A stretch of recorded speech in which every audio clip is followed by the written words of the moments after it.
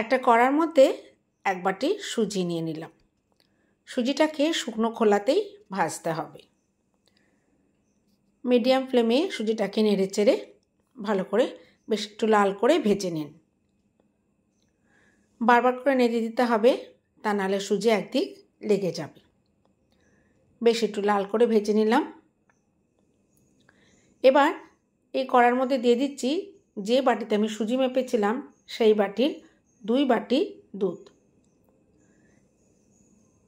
দুধটা একটু ফুটে উঠতেই আমি এতে দিয়ে দেব 2টো তেজপাতা আর দেব 2-4টে এলাচ ফাটিয়ে।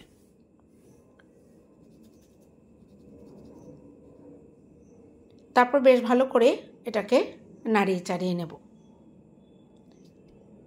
এবার আমি এতে চিনি ব্যবহার করব। চিনিটা যতটা সুজি ততটাই দিতে হবে।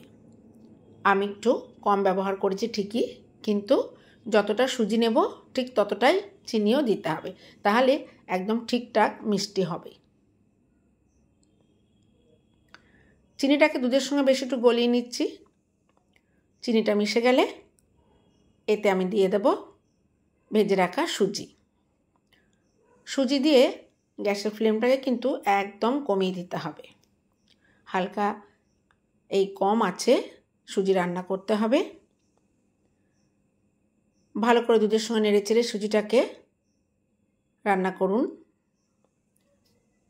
সুজি বেশ শুকিয়ে এলে আরও 1 বাটি দুধ দিয়ে দিন।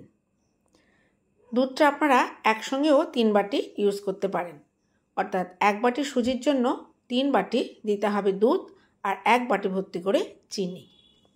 এবার একটু কাজু কিশমিশ মিশিয়ে নিচ্ছি। তারপর নিয়ে নেব 1 চামচ ঘি।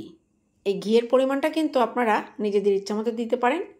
এক চামচের পরিবর্তে 2-3 চামচও ব্যবহার করতে পারেন। ভালো করে নেড়েচেড়ে মিশিয়ে নিন। এই যে ভেজা ভাবটা রয়েছে ঠান্ডা হলেই কিন্তু ঠিক হয়ে যাবে, সুজি একদম সুন্দর ঝুরঝুরে হয়ে যাবে। তো বন্ধুরা, আমার রেসিপি ভালো লাগলে লাইক শেয়ার করবেন, কমেন্টস করতে ভুলেন না, আর চ্যানেলটি সাবস্ক্রাইব করে আমাকে পাশে রাখুন। ধন্যবাদ আপনাদের আমার রেসিপি দেখার জন্য।